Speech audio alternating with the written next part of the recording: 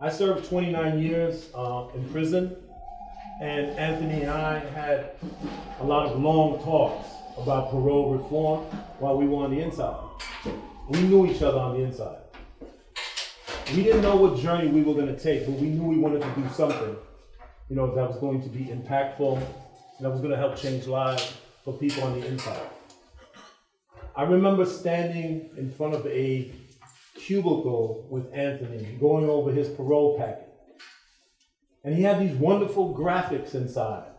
Anthony, do you remember the parole packet that you prepared for your parole board while I was at Fishkill? Yes, I do. It had some graphics of a tree. Remember that tree? And I said, get rid of the tree.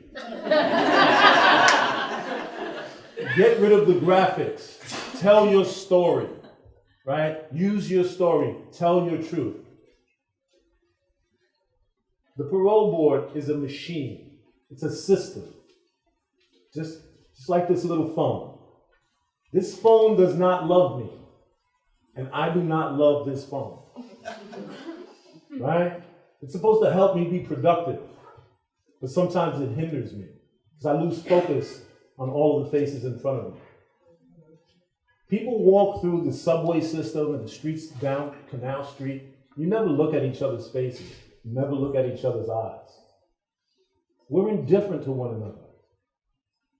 So when you multiply that by the fact that there are men and women who we've incarcerated because of the color of their skin, because we've judged them or misjudged them,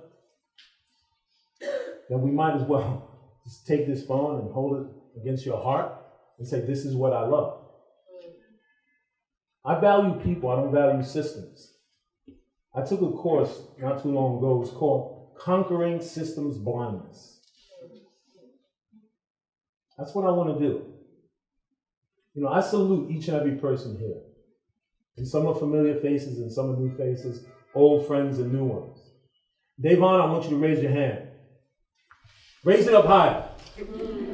All right, that's my friend Davon. Davon was incarcerated. Talk to him after this. This is his first time at the Parole Preparation Project. Lawrence, stand up and raise your hand. Hey, Lawrence. Lawrence Stooks. Talk to Lawrence Stooks. He's a real person, not a machine.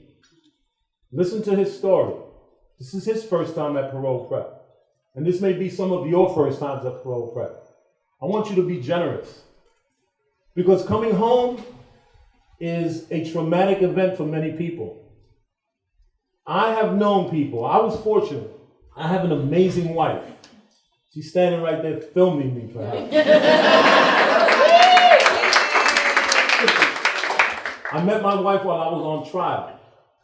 So I'm fighting for my freedom, and my wife was on the DA's team.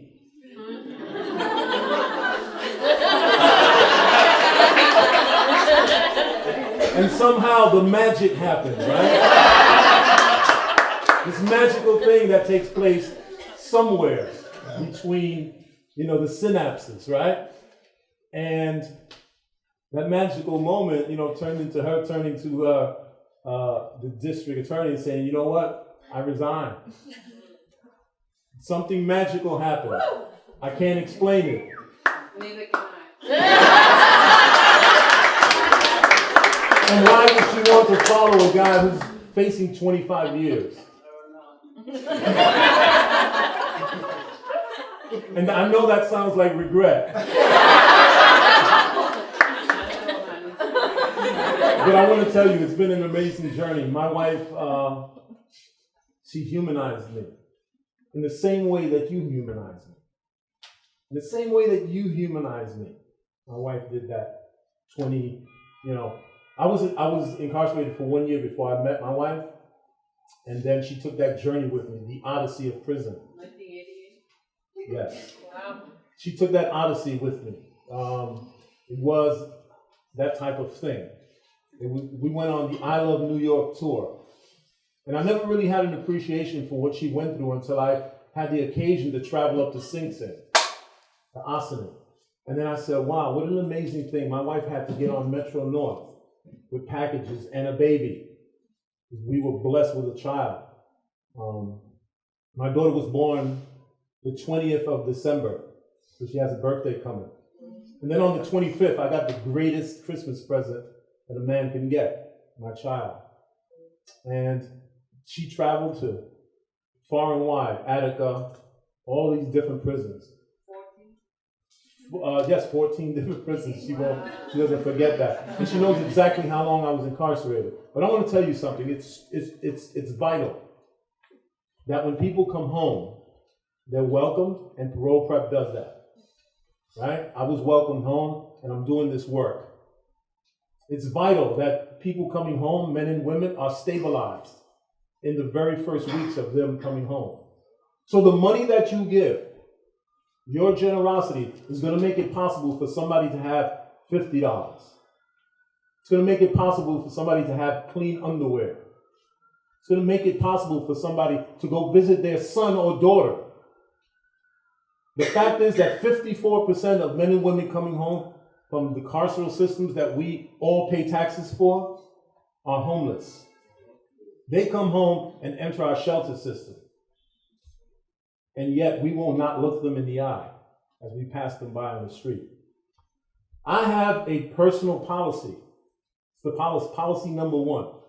When I walk by a homeless person who's holding a door by Essen, I work over there at Midtown. I'll go in and buy my breakfast. I'm fortunate to be able to do that and work every day in reentry. When I walk outside, I have a folded $1 bill and I give it to this person. And just before I put it in the cup, I say, "What's your name?" And I give him this $1. And I know Daryl. I'm here for Daryl. I'm here for Arthur. I'm here for Shaquille, who I met just this morning, and thank you for that. I'm here for Wanda. I'm here for Sean. They're all homeless people who may or may not have been incarcerated, but I know their name. It's important to know people's names. I may not know everybody's name here tonight, but we'll probably be on some kind of listserv together. Feel free to reach out to me. Feel free to reach out to me. And I answer all emails. And I have no skill with that at all. So here's another problem, right? So you go from the prison yard, which can be pretty harsh and intense, where men compete against men in very aggressive ways. I went from that prison yard to society, to rubbing elbows with all of you on this fine island of Manhattan where rich and poor rub elbows every day. I have value. You validate me as much as I validate you tonight. So give. Let's help some people coming home to make a good transition. Let's make them come home and have a decent life going forward. We all deserve that. I applaud you.